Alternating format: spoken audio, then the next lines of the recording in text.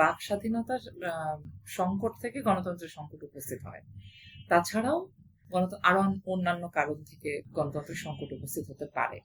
যদিও আমি রাষ্ট্রবিজ্ঞানী না, সমাজ নিয়ে কাজ করি, কিন্তু সমাজে মানুষ যখন রাজনৈতিকভাবে বিভিন্ন মতামতের চর্চা করে, রাজনৈতিকভাবে সংগঠিত হয়, তার যে করণ কৌশল সেটা নিয়েও আমি কাজ করি। সে কারণে হয়তো একটা জায়গা তো ডেফিনেটিভ যে আপনি যখন একজন সিটিজেন হিসেবে আপনার যে রাইট আছে সেই রাইট যদি ভায়োলেটেড হয়, বা রাষ্ট্রের কাছে আপনার যে চাওয়া পাওয়া আছে, সরকারের কাছে কিংবা সার্ভিস প্রোভাইডারের কাছে, সরকার নাও হতে পারে, একটা প্রাইভেট কোম্পানিও হতে পারে, তার কাছে আপনার যে চাওয়া, যে সার্ভিসের জন্য আপনি তার কাছে গেছেন, সেটা যদি তিনি আপনাকে না দেন এবং বিপরীতে যদি উল্টো উনি আপনার সাথে খারাপ ব্যবহার করেন বা খারাপ জিনিস দেন, আপনার সাথে যদি কোনো অপরাধ সংঘটিত হয়, অন্যায় হয়, অন্যায্য আচরণ হয়, সেগুলোর বিরুদ্ধে কথা বলার অধিকার মানুষের আছে।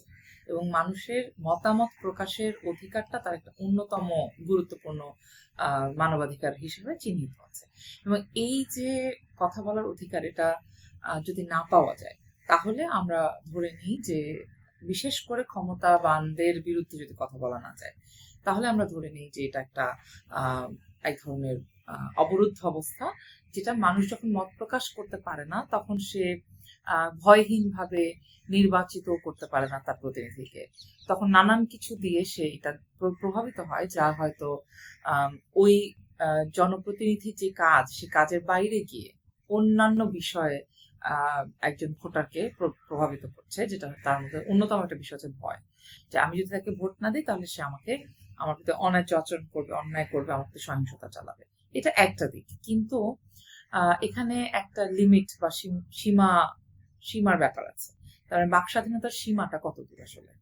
আমি কি আপনার সম্পর্কে যা ইচ্ছা তাই বলতে পারবো?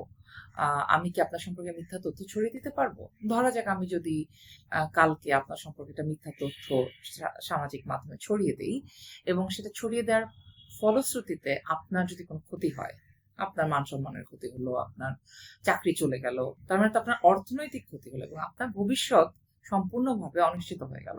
এরকম একটা পরিস্থিতি কিন্তু আসলে একটা অপরাধ। এটা আপনার বিরুদ্ধে একটা অপরাধ সংগঠিত হলো। তা আমরা দেখছি যে বাক স্বাধীনতার নামে এই যে লিমিটটা কোথায়? আমার কথা বলার স্বাধীনতা ততটুকুই, মত প্রকাশের স্বাধীনতা ততটুকুই, যতটুকু আপনার স্বাধীন মত প্রকাশের স্বাধীনতাকে আমি খর্ব না করি। এখন এই বিষয়ে ধরো এটা তো অনেক পুরনো মানবাধিকার। এটা তো এসব নিয়ে কথা তো আজকে প্রথম হচ্ছে না, কিন্তু আমরা অবাক হয়ে লক্ষ্য করছি যে আমরা 5ই আগস্টের আগে কথা বলতে পারি নাই, এই জন্য আমরা আন্দোলনে নেমেছি, অভ্যুত্থানে গিয়েছি, অনেক মানুষ প্রাণ দিয়েছে। তারপরে যখন অভ্যুত্থান সফল হলো, আগের রেজিম চলে গেল, পালিয়ে গেল, ভেঙে পড়লো সবকিছু, তারপরে আমরা দেখলাম যে আচ্ছা আমরা হাফ ছেড়ে বাঁচলাম এবং কথা বলতে পারবো। কিন্তু কথা বলার যে প্রক্রিয়ার মধ্যে আমরা ঢুকে গেলাম, সেটা খুবই আশঙ্কা। আর আমরা দেখতে পাচ্ছি যে প্রথমত এবং প্রধানত মানে কথা যা বলা হচ্ছে তার মধ্যে অসত্যের পরিমাণ অনেক, এবং অন্যের ক্ষতি করে এরকম কথা প্রচুর বলা হচ্ছে। এবং মানুষের এই যে বাক স্বাধীনতার যে লিমিট বা সীমা, সেই সীমা কিন্তু অতিক্রম করে গেছে। এবং গালাগাল থেকে শুরু করে জঘন্য মিথ্যাচার এবং মানুষের সম্পর্কে ভুলভাবে তাকে পোট্রে করা, সে যা না তা তাকে বানিয়ে তোলা, এগুলো তো কুৎসা রটনা এবং একেবারে ব্যক্তিগত আক্রমণ। কারো একজনের রাজনৈতিক মতাদর্শ আপনার পছন্দ নাই হতে পারে, সেক্ষেত্রে তার সাথে আপনার রাজনৈতিক মতাদর্শ দিয়েই আপনাকে এটা মোকাবেলা করতে হবে। মোকাবেলা মানে কিন্তু এই না যে আমি আপনাকে মার দিতে শুরু করবো, এখন মানে রাজনৈতিক মতাদর্শের বই নিয়ে আপনাকে মারতে শুরু করে দিলাম। মানে আমার কাছে মনে হয় আমাদের সব ক্ষেত্রে এই সীমার জায়গাটাতে একটু সমস্যা হচ্ছে, যে সীমাটা আসলে জানা হচ্ছে না মানুষের, সীমাটা জানলেও ইচ্ছা করে লঙ্ঘন করা হচ্ছে।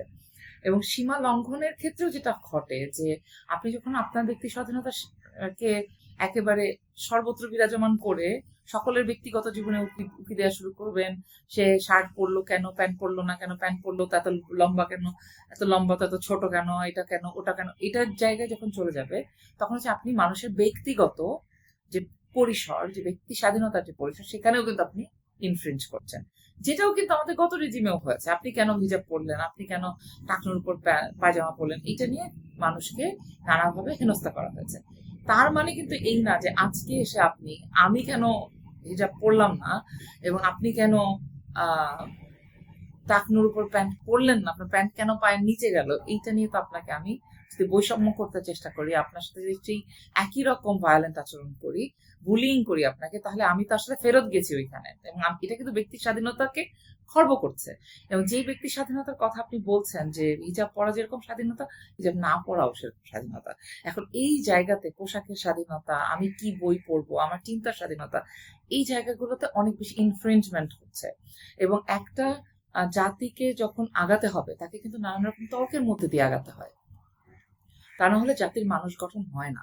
এবং আপনি যদি বলেই দেন আমাকে যে না, সামিয়া লুৎফা আপনাকে খালি এইটুকুই বলতে পারবেন, এর বাইরে আপনি যেতে পারবেন না, তাহলে তো বিশ্ববিদ্যালয় বন্ধ টন্ধ করে দিয়ে মানে বাসায় বসে এইসবই করতে হবে। মানে এটা কোনোভাবে হতে পারে না, অ্যালাউড না। আমি বলবো অ্যালাউড না, মানে একটা একাডেমিক প্র্যাকটিসের জায়গা থেকে এটা খুব খারাপ আচরণ যে আপনি আপনার একাডেমিক বিষয় নিয়েই কথা বলতে পারছেন না।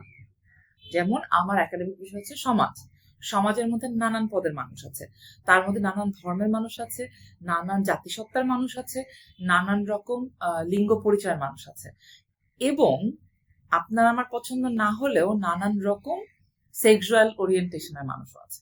এখন এই যে এইটা নিয়ে আলাপ করাটা হচ্ছে সমাজ বিজ্ঞানের কোর প্রিন্সিপালের মধ্যে পড়ে।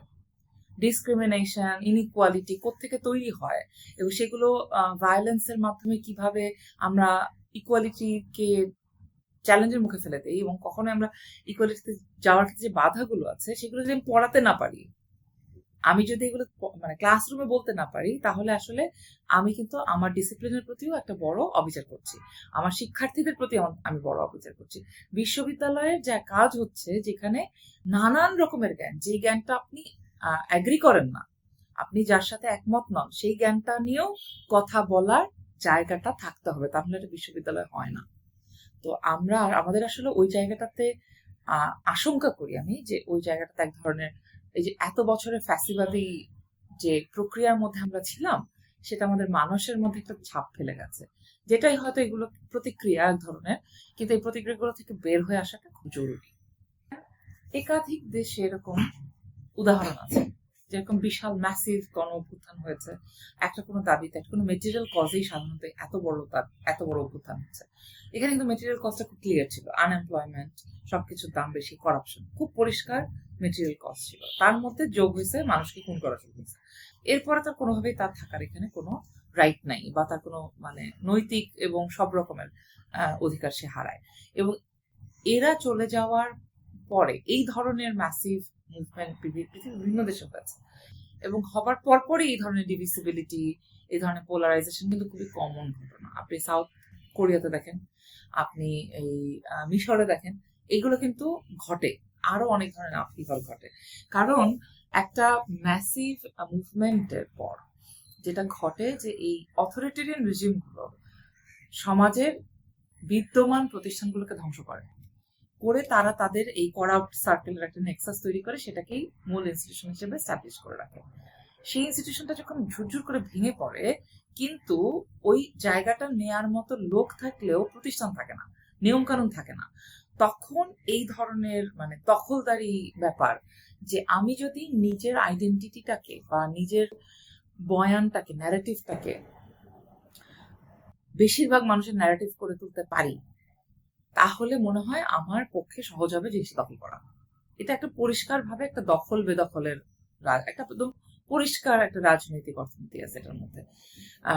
কিন্তু সেটাকে ঠেকানোর জন্য যে রাজনৈতিক প্রস্তুতি আমাদের ধরা যাক মানে লিবারাল মধ্যপন্থী রাজনৈতিক দলগুলো থাকার ছিল, সেটা আসলে আমাদের ছিল না। তার তুলনায় বেশি প্রস্তুতি সাংগঠনিক কৌশলগত প্রস্তুতি মনে হচ্ছে ডানপন্থী রাজনৈতিক শক্তিগুলো ছিল বা তৈরি হয়েছে। এবং এই যে ছিল, এটার পেছনে অবশ্যই শেখ হাসিনার সময়ের একদিকে যেমন ব্যাপক দমন পীড়ন চালানো হয়েছে তাদের উপরে, আবার একটা গ্রুপকে কিন্তু নানাভাবে প্যাসিফিকেশন করা হয়েছে। এবং এই জিনিসটাও সাউথ কোরিয়ার সাথে খুব মিলে, যে একটা গ্রুপকে দুই ভাগে ভাগ করা হয়েছে, দুই ভাগে ভাগ করে এক গ্রুপের উপর চালানো হয়েছে দমন পীড়ন, যাতে এটা দেখে ভয় পেয়ে বাকিরা ঠান্ডা থাকে, এবং এই বাকিদের মধ্যে যারা এলিট অংশ, তাদেরকে টাকা দিয়ে বশ করা হয়েছে।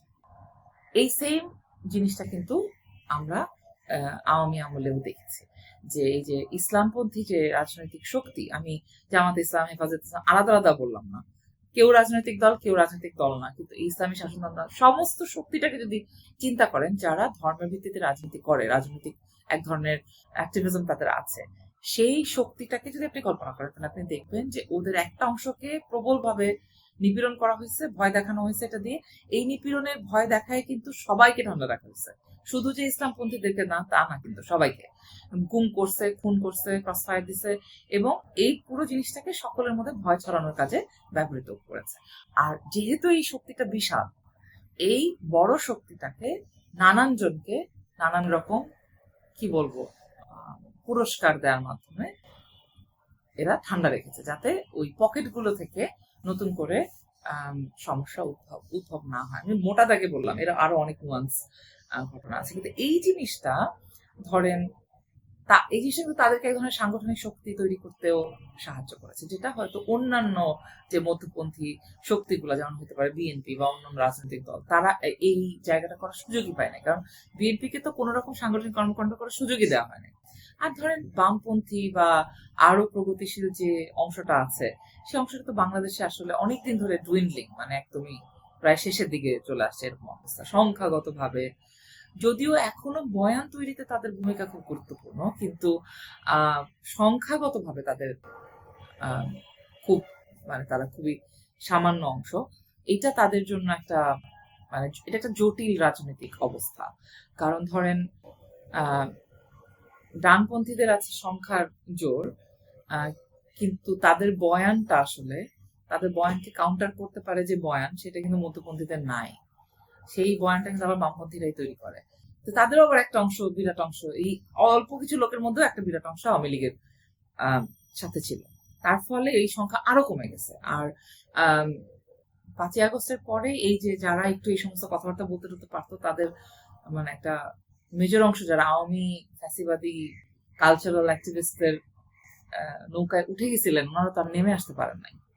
সো ওই জায়গা থেকে আমরা একটা মানে খুবই খুবই স্বল্প সংখ্যক মানুষের একটা জায়গায় পরিণত হয়েছে। তার ফলে ওই আগের ধরা যাক এখন যারা বামপন্থী বা প্রগতিশীল রাজনীতি করছে, তাদের কিন্তু বয়স অনেক কম গড়ে। আপনার খেয়াল করে দেখেন, যাদের সাথে যারা একেবারে নৌকায় নাই, তাদের মানে গড় বয়স অনেক কম।